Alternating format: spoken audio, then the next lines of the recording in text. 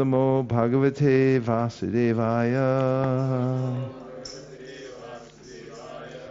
We're continuing with our reading of Light of the Bhāgavata, or taking up at text number 22. After the complete rainy season, the forest of Vrindavan was full of fruits like dates and blackberries, ripening on the trees and bushes. Lord Sri Krishna, along with his elder brother Sri Baladev and other cowherd boys of the vicinity, entered the beautiful forest, accompanied by the cows, to display transcendental pastimes with his eternal friends. Lord Sri Krishna, the Supreme Personality of Godhead, appears with his personal entourage once in 4,320,000,000 years and displays his transcendental paraphernalia just to attract the conditioned souls of the material world. Although the material world is only a shadow of the spiritual world, the materially encaged living entities seek spiritual happiness here in a form perverted by materialistic attachment. Empiric philosophers with a poor fund of knowledge imagine a spiritual picture that is impersonal. But the spiritual living being, less attracted by the impersonal form of spiritual emancipation, becomes more attracted by the material form and becomes hopeless of spiritual emancipation. Therefore, the absolute personality of Godhead, out of his limitless and causeless mercy, descends from the spiritual kingdom and displays his personal pastimes at Vrindavan, the replica of the Krishna Loka planet in the spiritual sky. Vrindavan is the most sacred place within this cosmic universe, and people seeking to achieve spiritual emancipation by entering the kingdom of God may make a home at Vrindavan and become serious students of the 6 Goswamis who were instructed by Lord Sri Chaitanya Mahaprabhu. The 6 Goswamis were headed by Srila Rupa Goswami, who was followed by Srila Sanatan, Bhatta Raghunath, Srila Jiva Goswami, Gopal Bhatta, and Srila Raghunath Das Goswami. They were all seriously engaged in research and excavation of the mystery of Vrindavan Dham. Lord Sri Krishna, the Supreme Personality of Godhead, appeared at Vrindavan about 5,000 years ago, and the relics of his appearance at Vrindavan were lost from view. But Lord Sri Chaitanya Mahaprabhu, who is the very same Lord Sri Krishna in the form of a great devotee, appeared at Navadvip, a district in West Bengal, and excavated the holy places of Lord Sri Krishna's transcendental pastimes. He instructed the above-mentioned 6 Goswamis to compose authorized literature on the cult of Vrindavan, and any serious student anxious to know about the Supreme Lord may take advantage of this invaluable literature and the guidance of authorized scholars, and thus know about the Lord of Vrindavan, Sri Krishna, the personality of Godhead.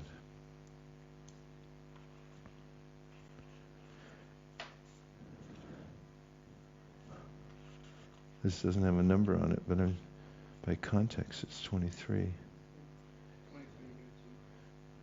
They didn't put a number. It's a rough copy here. Can't change anything.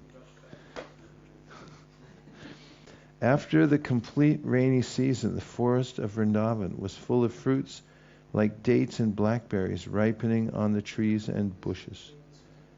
Huh? Say what?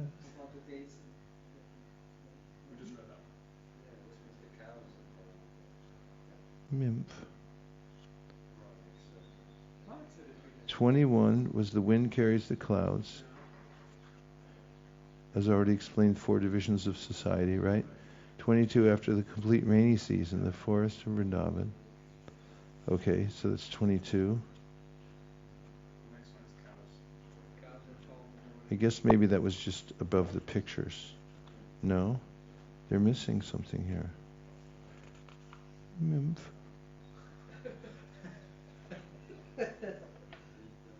Now let me see what it is. Please. Where is it? The cows that followed the Lord within the forest moved slowly because of their heavy, milk-laden udders. But when the Lord called them by their specific names, they at once became alert, and as they hastened towards them, their milk bags overflowed and poured milk on the ground because of affection for the Lord. Let's see if it's in here. Oh, look at this. Okay. That's it. It was a fold out. Wow.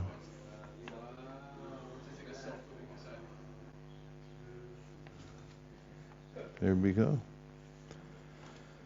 It is understood from the scriptures, like the Brahma Samhita, that in the spiritual abode of the Lord, the houses are made of touchstone, and the trees are all desire trees.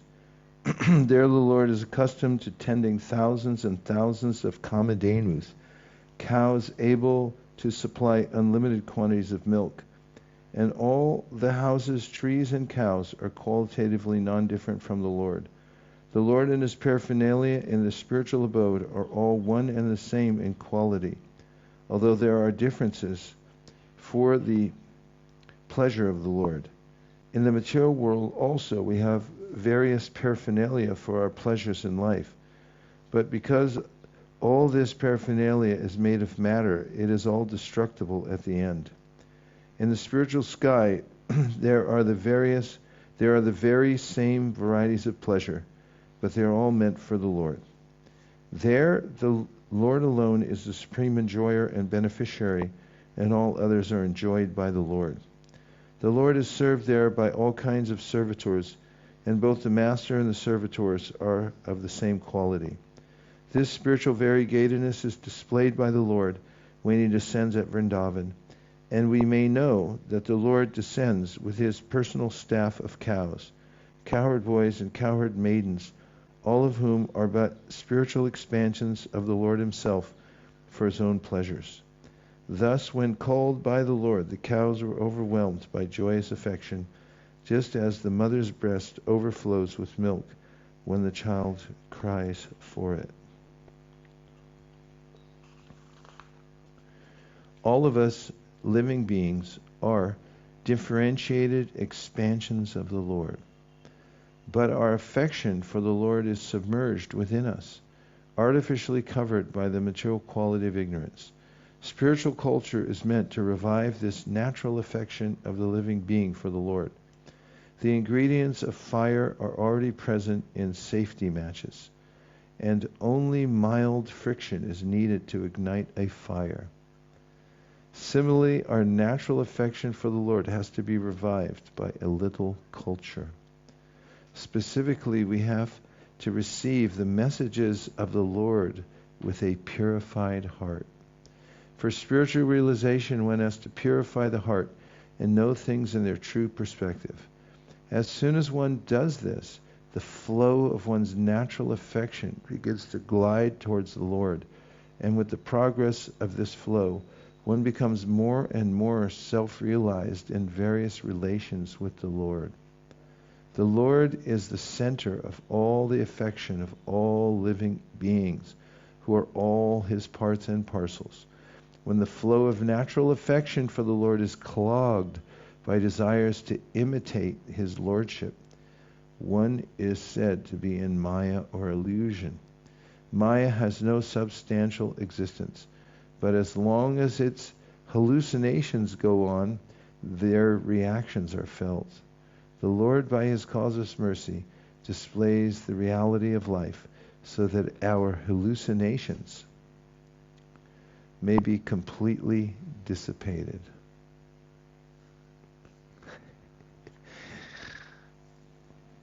When the Lord entered the forest of Vrindavan, all the inhabitants of the forest, both animate and inanimate, were eager to receive him. He saw that the flowers of the forest, all fully blossoming, were weeping in ecstasy, honey flowing down their petals. The waterfalls on the hilly rocks were gladly flowing, and one could hear sweet sounds from the caves nearby. Prabhupada. The Lord has multifarious energies, and therefore the Lord and his energies are identical. Among his various energies, the material energy is one, and it is said in the Bhāgavata that the material energy is inferior in quality to the spiritual energy. Spiritual energy is superior because without contact with the spiritual energy, the material energy alone cannot produce anything. But the source of all energies is the all-attractive personality of Godhead, Sri Krishna. This material world is a combination of matter and spirit, but the spiritual world, which is far, far away from the material sky, is purely spiritual and has no contact with matter. In the spiritual world, everything is spirit. We have already discussed this. The personality of Godhead, the original source of all energies, is able to convert spirit into matter and matter into spirit. For him, there is no difference between matter and spirit. He is therefore called Kaivalya. In Lord Sri Krishna's transcendental pastimes, he reciprocates with spirit, not matter. When he is in the mortal world, the material qualities cannot work upon him. An electrician knows how to take work from electricity. With the help of electricity, he can turn water into cold or heat. Similarly, the personality of Godhead can turn matter into spirit and spirit into matter by his inconceivable power. Everything is therefore matter and spirit by the grace of the Almighty. Although there is a difference between matter and spirit for the ordinary living being. Flowers, waterfalls, trees, fruits, hills, caves, birds, beasts, and human beings are nothing but combinations of God's energy. Therefore, when the personality of Godhead appeared before them, they all became spiritually inclined, and by natural affection, they wanted to serve the Almighty in various capacities. There are different stages of spiritual development in matter. In the material world, the spiritual sparks of the personality of Godhead are covered by the material energy in different proportions, and gradually they become spiritualized in various species of life. The human form of life represents the complete development of the senses for spiritual realization of one's original affection for the Lord. Therefore, if despite this opportunity for human life, we are unable to revive our natural affection for the Lord, we must know that we are wasting our life for nothing. By the grace of the Lord, however, the spiritual consciousness of every species of life can occupy its proper place, and these species can express their spiritual affection for the Lord in the Shantaras, as displayed by the land, water, hills, trees, fruits, and flowers of Vrindavan during the presence of Lord Sri Krishna, the personality of Godhead. 25. The Lord reciprocated the feelings of the inhabitants of the forest of Vrindavan. When there was rainfall, the Lord took shelter at the feet of the trees or in the caves and enjoyed the taste of different fruits with his eternal associates, the cowherd boys. He played with them, sat with them, and ate fruits with them. Becoming one with God does not always indicate that a living being merges into the existence of the Lord. To become one with God means to attain one's original spiritual quality. Unless one attains one's spiritual quality, one cannot enter into the kingdom of God. The members of the impersonalist school explain their idea of oneness by the example of mixing of river water with the sea water. But we should know that within the water of the sea there are living beings who do not merge into the existence of water but keep their separate identities and enjoy life within the water. They are one with the water in the sense that they have attained the quality of living within the water. Similarly, the spiritual world is not without its separate paraphernalia. A living being can keep his separate spiritual identity in the spiritual kingdom and enjoy life with the supreme spiritual being, the personality of Godhead. In Vrindavan, all the spiritual entities, the cowboys, the cow maids, the forest, the trees, the hills, the water, the fruits, the cows, and all others, enjoy life spiritually in association with the Lord, Sri Krishna. They are simultaneously one with and different from the Lord, but ultimately they are one in different varieties. 26. The Lord enjoyed in the company of Lord Baladev and the other cowherd boys, and sometimes sat with them on the same stone slab. While sitting, they ate simple food like rice, dal, vegetables, bread, and curd, which they had brought from their homes and which they shared in friendly exchanges. In the Bhagavad Gita, the Lord has expressed his willingness to accept fruits, flowers, leaves, and water from his devotee when they have been offered to him in devotional affection. The Lord can eat anything and everything, because everything is but a transformation of his own energy. But when there is a question of offering him something, the offerings must be within the range of the eatables the Lord has ordered. We cannot offer the Lord that which he has not ordered.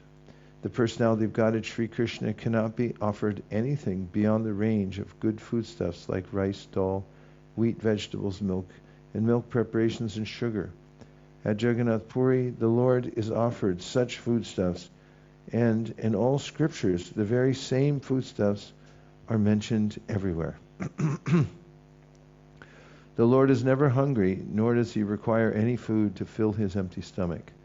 He is complete in himself, yet he always mercifully eats the foods offered by his devotees in sincere affection. The cowherd boys brought simple foodstuffs from home, and the Lord, who is constantly served by hundreds and thousands of goddesses of fortune, is always glad to accept such simple foodstuffs from his devotee friends. All the relatives of the Lord are his devotees only, and they are situated in different transcendental mellows as friends, parents, and lovers. The Lord derives transcendental pleasure from accepting services from his various grades of devotees, who are situated in various grades of rasas. These transcendental rasas are pervertedly reflected in the material atmosphere, and thus the spiritual living being, out of ignorance only, vainly seeks the same bliss in matter. And now we'll take a few reflections or questions. Mahendra Prabhu. I was struck by the definition of cultivation of human spirit. Prabhupada said that's self-realization. Self-realization or cultivation of human spirit. Mm-hmm. So that was Prabhupada's immediate understanding and direct contribution to whatever their idea was, cultivation of human spirit. It's self-realization, but not just some vague idea, but he said self-realization which leads to devotional service in transcendental love. And all the Vedas are not in accord with anything which goes against this reviving of the natural affection for the Lord. It's amazing. And also this paragraph when he was saying that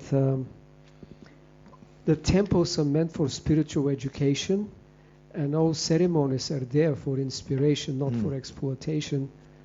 I thought this is relevant for us also, to ISKCON, that all our places and institutions is meant for education and inspiration. And if there are any flaws, not now because of the age of Kali, whatever conflicts and things are there, problems, they should be rectified, but the institution must be saved. Don't throw the baby out with the water. So I thought this is so relevant also in present day. And the last point was about Prabhupada mentioning that the only way to please the Supreme Lord is to distribute His glory. It's the only way. Then I thought of comments that preaching is for neophytes and for those who need to be kept busy. Otherwise, they are not ready to just do bhajan. And this statement is that could be interpreted that way. It's just for neophytes. And even Lord Chaitanya's instruction to the Kurma Brahmana Yaredekataraka could be also taken like that. But when I read that, I remembered a verse from Chaitanya Bhāgavata in the story of Lord Chaitanya telling Nityananda Prabhu and Haridas Thakur to go door to door. and approach the people and beg for them to chant the holy name and tell them about the science of Krishna. And then he makes a remark which I didn't notice, but I heard it a few times. He says, and those who reject these instructions are crazy.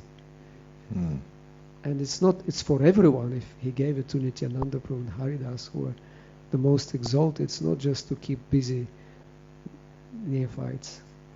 And those are crazy who are rejecting this desire of the world. Thank you for that cascade of excellent points. Sudhir Madhava and then Prabhana. Text 18 said, a living being cannot snuff out desires, and to practice artificially erasing the actions of desire is more dangerous than the active desires themselves. Some more elaboration would be nice. Well, there's a way in which one militantly tries to snuff out desires and fails, then the frustration and hard-heartedness that ensues from that makes one take even more shelter of the material energy. There's a reaction for it because it's completely unnatural. There's an instruction that Krishna gives Uddhava in the 11th canto of the Bhāgavatam, where he talks about this, and he says that sometimes people think that by militantly controlling the urges of the tongue, for instance, they'll fast. And by fasting, they'll bring the tongue under their control. And so he said they'll fast for some days, and then the tongue comes back and demands twice as much. And their scheme of defeating the tongue in that way is futile, becomes futile. Less than futile, it's actually the tongue becomes stronger that way in its reaction, coming back. So there's a missing part to that idea, and it results in it's a result of not knowing that material nature is a reflection of the spiritual world. As we discussed earlier, first verse in the Bhāgavatam, it describes Janmadhyasya yataha, everything comes from the Lord. And within the purport, Prabhupada discusses our Acharya's mention of Adi Ras, or the original attractive force in the spiritual world. And unless one knows that, then that blocking out of the material desires, it makes the heart hard. Something Rupa Goswami mentions as far as austerities go, that a little austerity is important, but if one overemphasizes it and doesn't know how to engage the senses in Krishna's service, then the heart becomes hard. And that's one of the plights of the Mayavadi, is to become hard-hearted. Bhana Prabhu. Yeah, I actually was going to ask you to elaborate on that also, so that was nice, thanks. And it, like what you were saying also, that, as Prabhupada states so many times, that can lead to wanting to commit spiritual suicide and merge into the existence of the Lord out of that level of frustration. And the other thing I just happened to pass through my mind from what Mahendra was so nicely saying, talking about how the giving the mercy to others is, like you say, the only way to satisfy Krishna. And I was thinking that section, we read a section where Prabhupada talked about how giving the mercy to others is so important, that if a householder cooks food and only eats it himself, then what did he say about that? That it's somehow he's acting for his own sense gratification, and he's getting a reaction for that if he doesn't try to distribute to other living entities.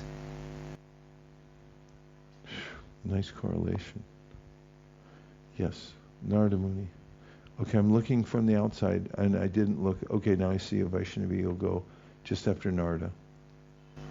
I'm reflecting on this statement also. I highlighted that Mahendra Prabhu pointed out, Prabhupada was saying, if there are flaws now because of the age of Kali, they should be rectified, but the institutions must be saved.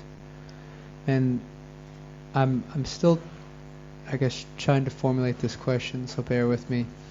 But I'm thinking about, those who are somewhat sincere or are sincere in their path that have struggled due to some type of institutional strife or problem that's happened to them, and they might have some sense of animosity towards the institution, for good, for better, for worse. And I'm wondering how to encourage those people without making it seem like we're callous to their own spiritual life, but also catering to what Prabhupada has given us within ISKCON. It's best to have a home program or a gathering in a place that's neutral ground, where they don't have the trappings of the institution, but they have the hearing and chanting, and most importantly, prasadam. When devotees have an opportunity to come into somebody's home, when they've already taken a stand as I'm against the institution, they've wronged me, I'm hurt, it's very hard for them to come in where there's a flag flying, because they think, these are the people that did it to me. But if you can have a home program and you go to somebody's house who you trust, who they trust, and as I described, a safe environment, remember last few days, I think that came up, a safe environment where nobody pushes their agenda, then that person also feels free not to push their agenda sometimes. That they get the point. Unless they're inveterate, and it'd be very difficult for them anywhere, and then they just have to go through some rough times. But in those environments, oftentimes I've seen devotees who have felt disgruntled, they start to rekindle their faith.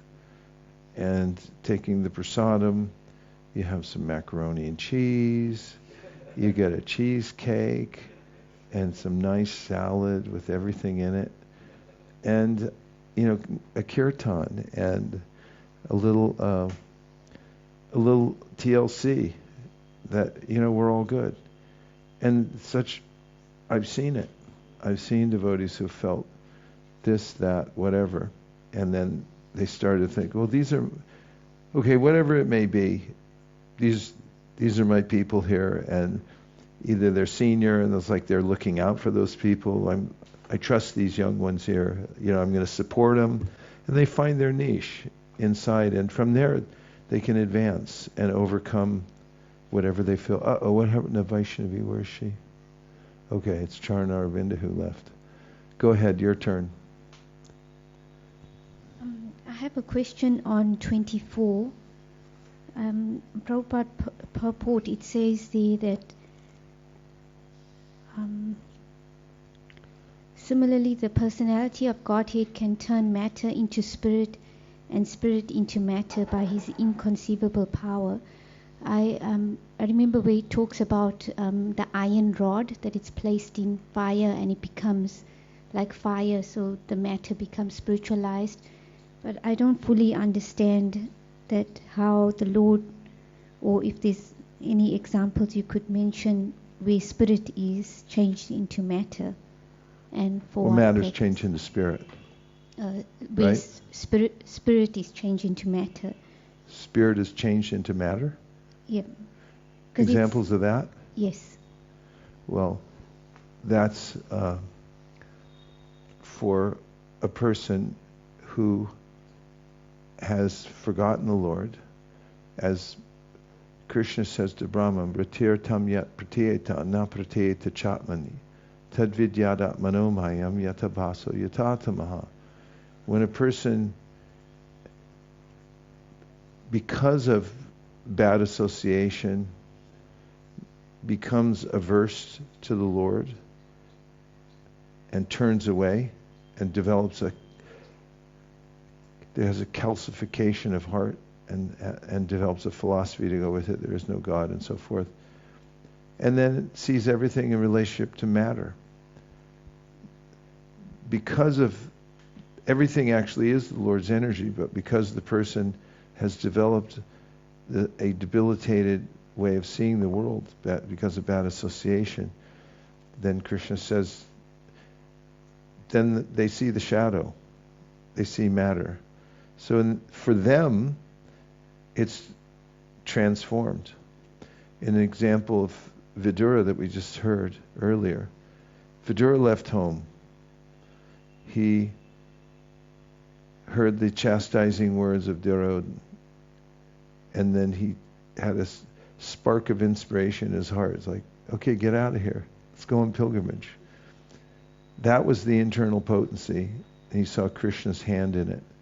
Whereas Duryodhana was the one hurling the insults, but because his mentality was averse to the great devotee Vidura and his advice, which was to not oppress the saintly Pandavas, he was affected by Māyā. Same incident, same words, same house, same everything, but because of the mentality of Duryodhana, he was covered by Māyā, whereas Vidura was enlightened by Yogamaya. And in the chapter of the Srimad Bhāgavatam entitled Prayers to Personified Vedas, this topic is discussed and is mentioned there. It has been discussed for generations. How is it that a material world can become spiritualized or vice versa? And it's because of the intention, it's because of the Lord's way of accommodating the intention of each individual soul. If soul wants to know Krishna, then matter can become spirit to assist him. It becomes spiritual paraphernalia. Brahmarpana, Brahmahavir, Brahmagnau, Brahmanohutam, Brahmaiva, Tena Gantavyam, Brahmakarma Samadhina. Everything's transformable. And just as much as it's transformable from matter to spirit, so similarly, the whole material world is inferior due to the consciousness of the individual souls. That's what we heard over and over again, the 4 ingredients, remember? One of them is contaminated consciousness. And the collective group of all the conditioned souls who come into each universe are there within the stem of the lotus flower. They're all saved up, ready to go back into their various occupations under the influence of their previous material desires. And then the whole world becomes a fool's paradise. And it's inferior because of their consciousness. Vaishnavi, are you buying all this? Yeah. Huh? Yes, thank you. Okay. Bhāgavata Prabhu, and then, Devavrata, yeah. Yes, okay, Apargarangi. Akshina Mangala. Mukharavinda. Shantariksha. Yeah? Divyanga. So the name says Radha Madan Mohan Boxtel. Oh. Okay, so I think Prabhu is quoting some phrase he found in the book. Quote, temples are the place for the mental education and are the places for inspiration, not for exploration. Unquote. Jai Srila Prabhupada. Hare Krishna. Hare Krishna.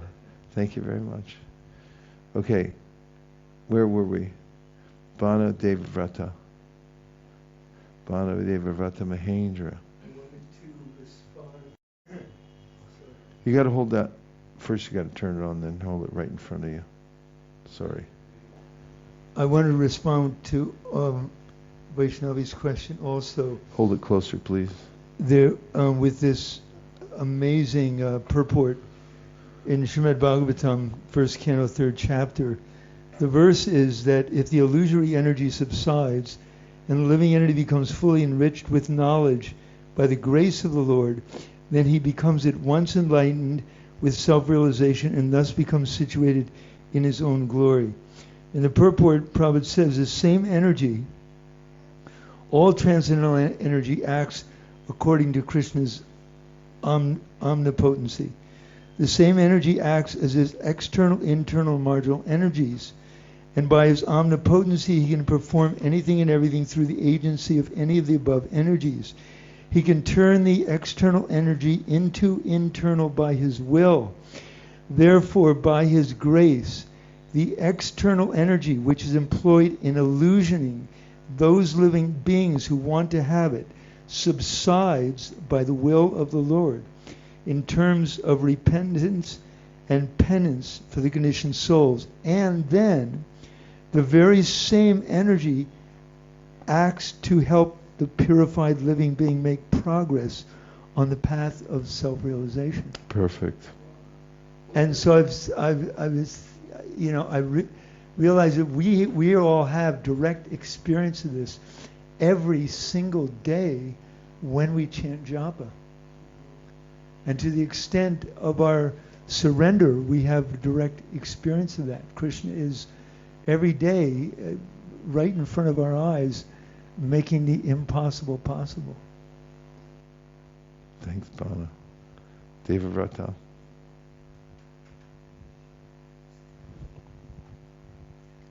In text 17, it says, God is satisfied only when his devotees take all sorts of risk to propagate his glories. So I'm just curious to know that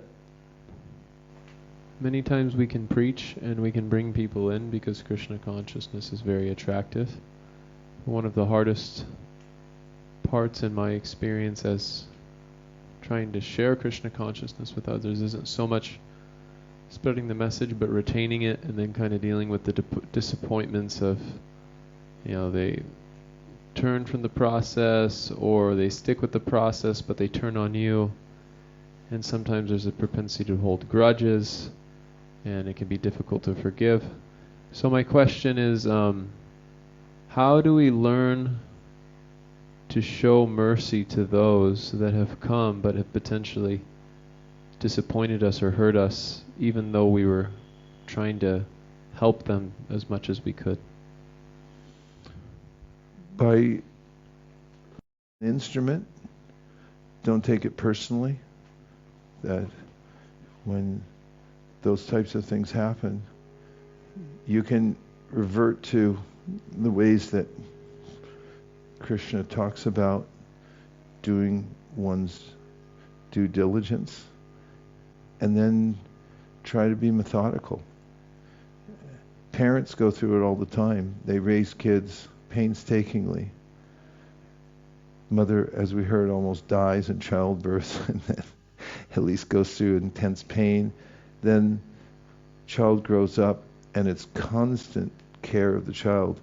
Then according to the child's psychological development, there's a time in the adolescence when they want to leave the nest. It's a kind of psychological need to become independent of the parents. And the parents go through all kinds of tribulations. And boy, I sure did it to my parents. I just totally cut them off. I started pretending like they weren't even there anymore, and then I ran away and joined a cult. And I didn't talk to them for 8 years because of my fanatical idea of like, okay, that's it. See you guys later. I mean, how did they feel? And I thought they drove you to the temple to join. Yeah, they did. But I'm just saying that was my attitude for a long time. I'm trying to relate to the way they felt and how other parents feel. And then later on, we became really close under different circumstances. And these are the workings of various relationships between living entities, especially in the material world. And when you're a preacher, it's the there are a couple main austerities that we have to go through. That's one of them, is the heartbreak of seeing somebody come in, raising them, and then they turn on you, or they turn on themselves, and they forget. One of the solace in that is that oftentimes you see, if you stick around, as I said earlier, long enough, you see people come back, and they go. Then it's even sweeter in a way, because you get to see that they were there. You know they had faith. You saw them engaged, and then somehow it changed, and then somehow or other they came back later, and then you see, oh, it was always there. And it's so strong. And what Prabhupada said earlier about the match, it's right there. You just have to strike it. But it takes a few times sometimes with some people. So that perspective is really helpful. That's one of the great austerities of being good. All the devotees I know that do that kind of work, many of them are couples. And their house is their temple for a lot of people. And they go through so much agony. But it over time, it starts to even out, in a sense that they see, oh, okay, people live their lives. I mean, I can just remember I was in a particular place where I'd been going regularly. Nirkul and I started going together there after some time, and it's a very productive place where devotees were taking care of people in their home. Their home was like a temple, as I said earlier. People just walk in, they don't even knock.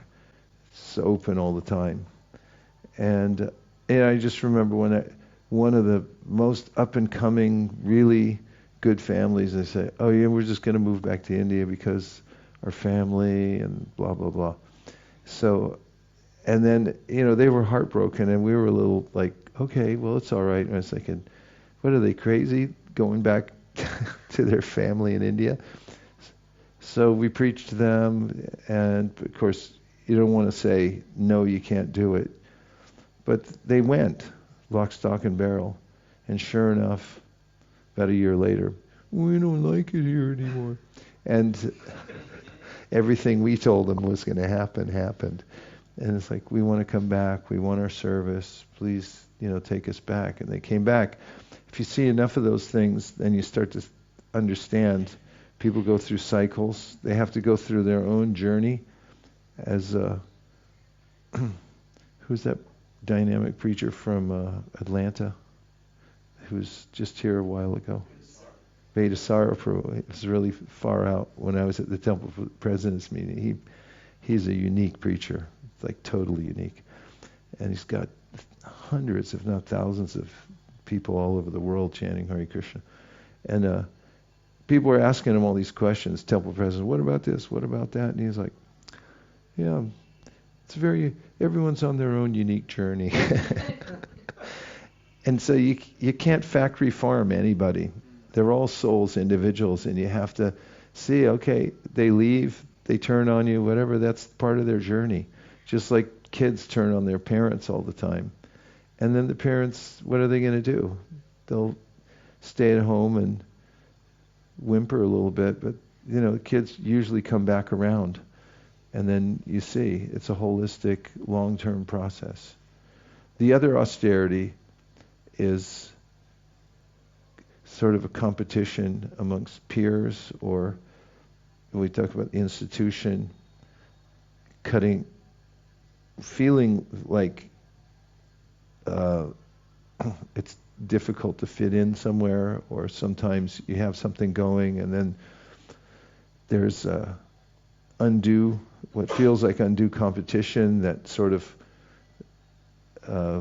minimizes your preaching and things like that, and all that you have to work around also, and anticipate it as well. Just like in business, when you do a SWOT analysis, you figure out ahead of time what could go wrong.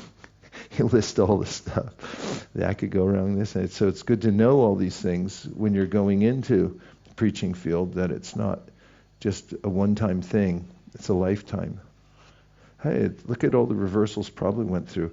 I've taken solace from listening to Prabhupada and how he felt. I remember when one of his disciples just became inimical towards Prabhupada. And then he went there and he asked Prabhupada for blessings to find another spiritual master. And there were a couple classes Prabhupada gave after that and discussions where you could feel the hurt in his voice. Like he was saying, imagine he came to me and asked me for blessings to find another spiritual master. And, he was hurt. And so that's why they give you the big bucks.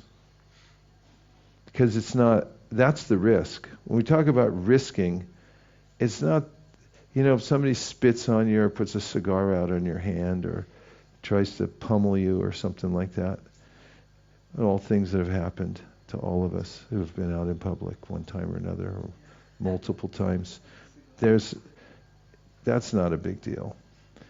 But what is a big deal is a matter of the heart when somebody changes their faith or they turn on your stuff. It takes a long time to process. And that's something that you can only process by becoming more and more Krishna conscious and really taking shelter of your own conscious development so that you're not affected, because that helps the other people too when they see you're steady no matter what they do. Just like parents when their kids run away and the parents give them unconditional love. If they give them unconditional love, even though they've turned on them, that's when it's very safe for those kids to come back. And it's the same thing I've noticed with devotees. It's also, last thing, long answer, sorry, but having tight community is invaluable. There's ways in which when you have tight community, there's lots of points of contact where people can then find solace and fit in and keep going, even though there may be slight changes in individual relationships, but they get support from the overall community. Sorry, that was one of the longest answers I've given in history. That's not true at all. So, anything else? Yes? Oh, Mahendra was next, sorry.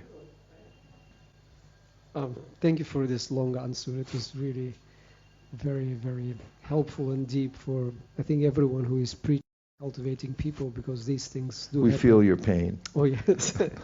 Especially when close devotees turn on you for whatever reason and who have been friends like that. So we have to be able to process through different angles. I had a reflection on the point you made for austerities and how you gave the example of Krishna's mentioning how you can, it will come back if you try to artificially restrain and push. And I just remember the friend of mine who back a long time ago, and I think he wasn't devoted, but he fasted for, I think, 20 days or something, complete fast. And then was time to break the fast, and usually needed almost half of the time to gradually eat little.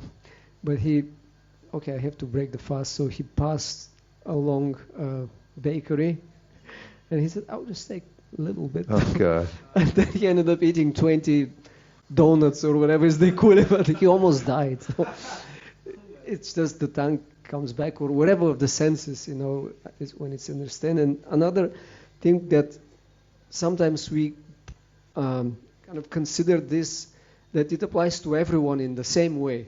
But if you look in, for example, Chaitanya Charitamrita, Chaitanya Mahaprabhu is very specific about what is the position of the devotee. For example, this phrase of he was extremely happy is a rare phrase Krishnadas Kaviraj Goswami uses in two cases when Sanatana Goswami gave up his woolen quilt and when Raghunath Das Goswami reduced his eating. Mahaprabhu was extremely happy by their very extreme austerity because they followed their dharma of renouncers. They gave up the world. That's what they're supposed to do, but we don't see that he expected this from householders. In fact, when Vasudeva was kind of messy with his finances, he appointed Shivananda Sen to manage his money so that his family doesn't starve or whatever, be suffering because of that's not his proper position to be renounced in household life. These are such important points. We've seen eras in our Krishna consciousness society where the pervading idea about renunciation was not as helpful as it could have been, artificially applied, and it backfired in many cases, not applying it properly. I talked about it before, just about people transitioning from one ashram to another and being mortified and so forth. There wasn't a lot of wiggle room for anybody to live their life. In fact, any semblance of somebody living a normal life was taken as being blooped, basically. We didn't.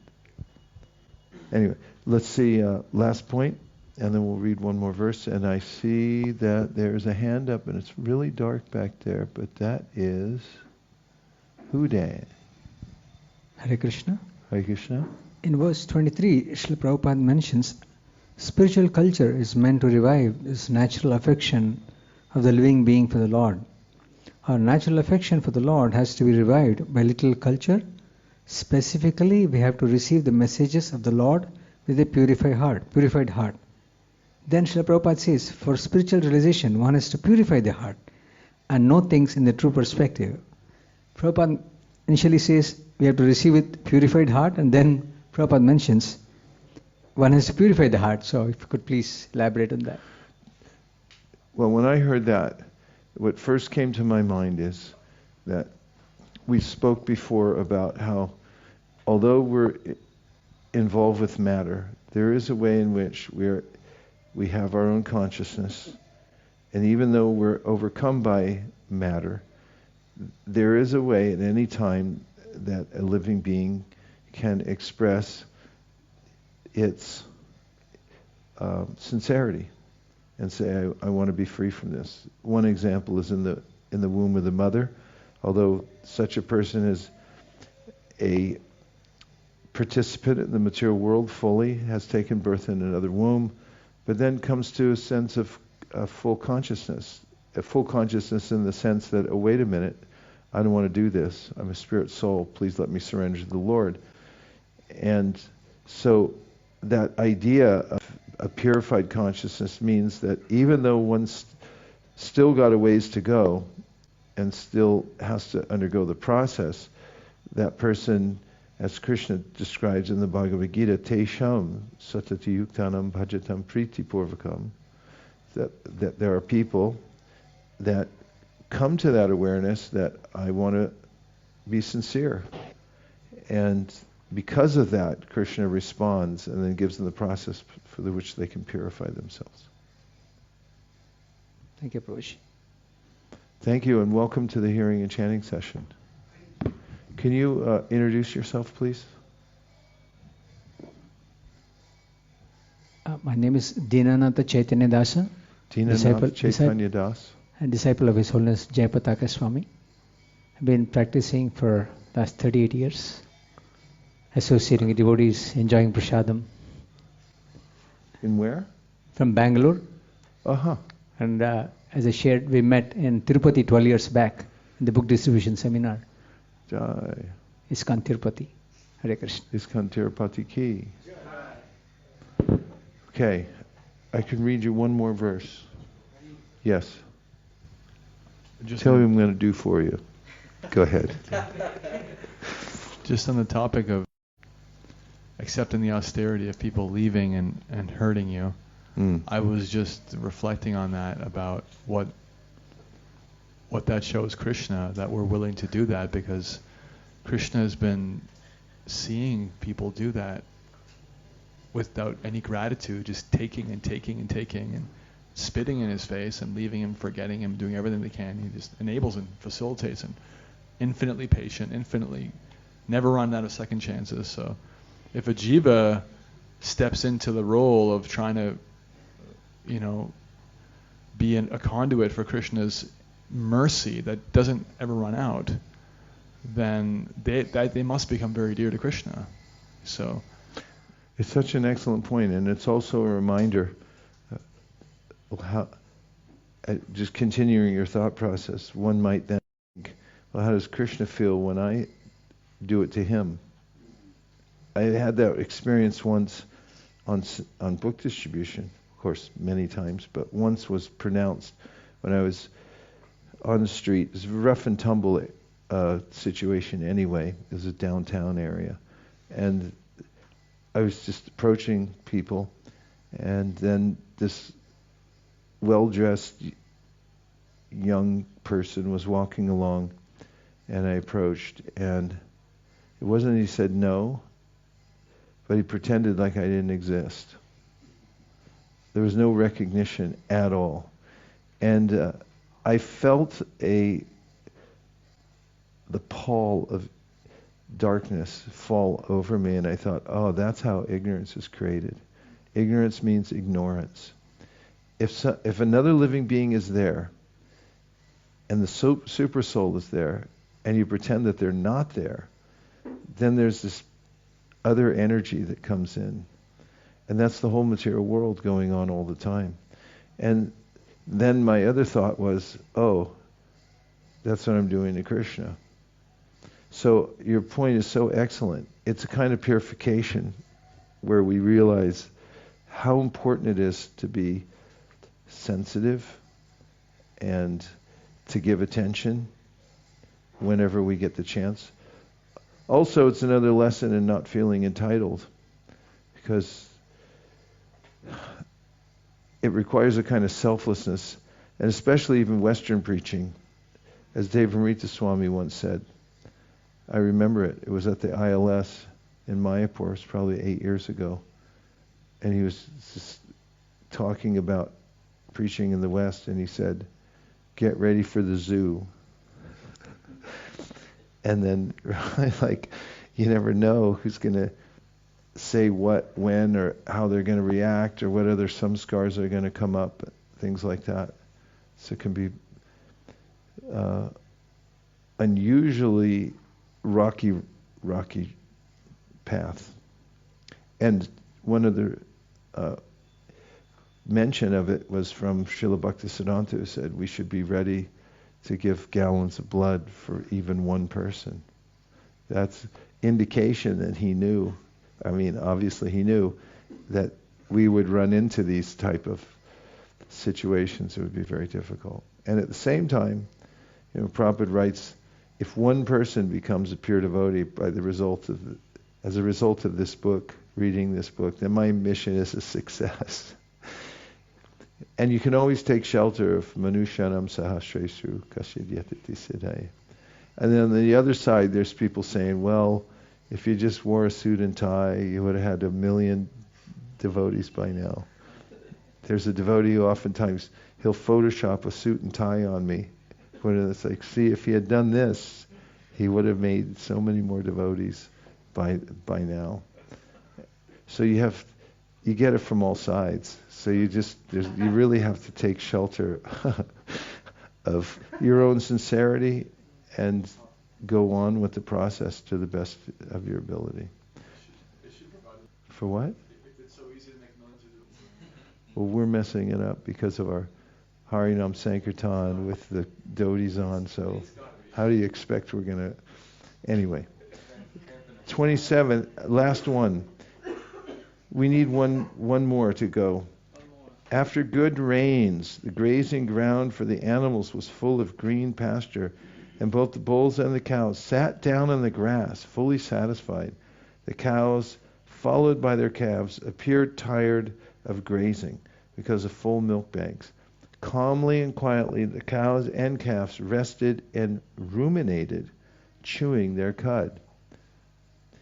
Protection and grazing ground for the cows are among the essential needs for society and the welfare of people in general.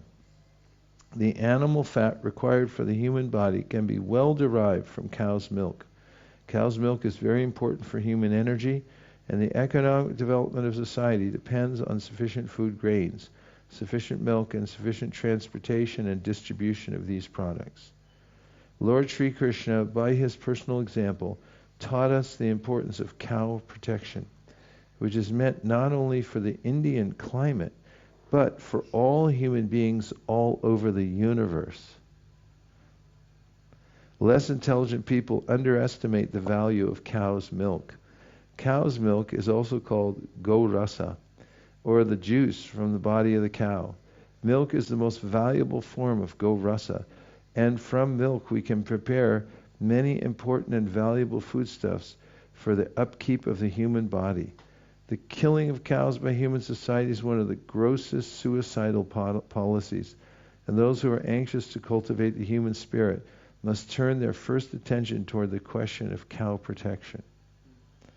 If we really want to cultivate the human spirit in society, we must have first-class intelligent men to guide the society, and to develop the finer tissues of our brain, we must assimilate vitamin values from milk. Devotees worship Lord Sri Krishna by addressing him as the well-wisher of the brahmanas and the cows. The most intelligent class of men who have perfectly attained knowledge and spiritual values are called the brahmanas. No society can improve in transcendental knowledge without the guidance of such first-class men, and no brain can assimilate the subtle form of knowledge without fine brain tissues. For such important brain tissues, we require a sufficient quantity of milk and milk preparations. Ultimately, we need to protect the cow to derive the highest benefit from this important animal. The protection of cows, therefore, is not merely a religious sentiment, but a means to secure the highest benefit for human society. And we're going to leave it there for tonight in our reading of the light of the Bhāgavata. And how was the new schedule for everyone today? Is it okay? Tomorrow morning we have some little thing going on. We're leaving the ashram at about 6 a.m., going out to catch a Ricky and the Mad Max convoy around Govardhana Hill. We'll have a few stops. We'll go to Govindakund, and then we'll go to the Nishringa temple, and then we'll go to Uddhavakund, then Radhakund, Shambhakund, then Manasi Ganga on the way home, if we have time. Why are you laughing? Oh, because Manasi Ganga's here. Well, if Mukharavind was here, we'd also go there. And we'll be stopping at the places. It's a movie shoot for the upcoming marathon. Every year I do this. We have these amulets that Chakadola and Pandavapriya put together for us. There's a mantra inside each one of them that says, Matala Harijana Vishaya Range Pujala Ragapata Gaurava Bange.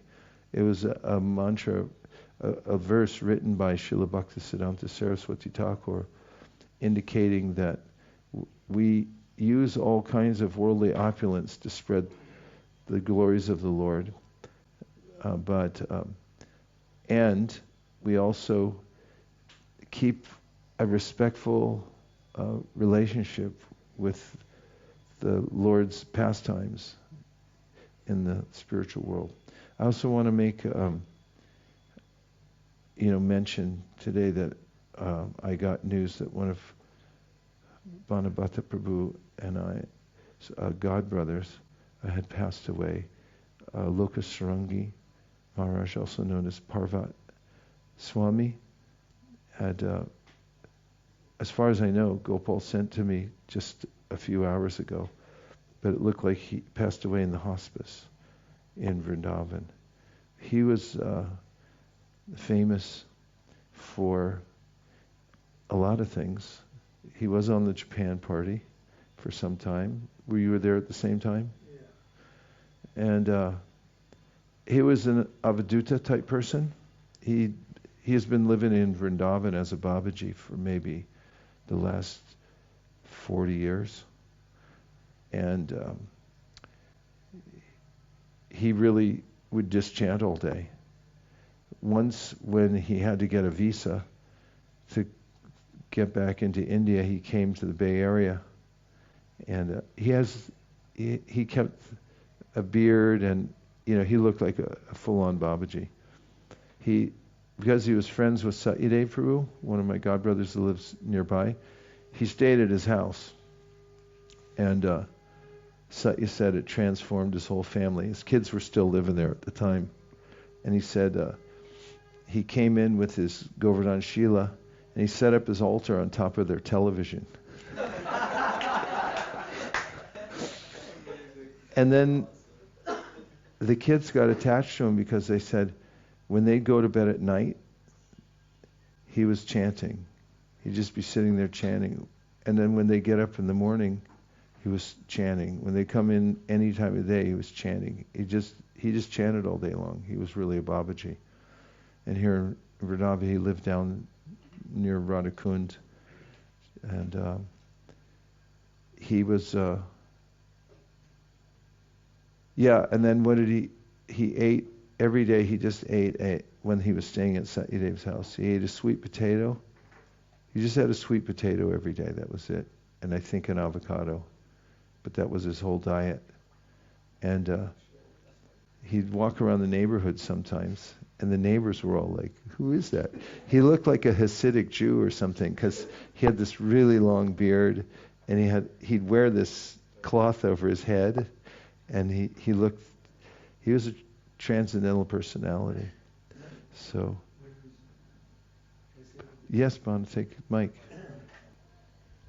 It was a really, we had a very difficult service. Japan was a foreign country. We didn't speak the language.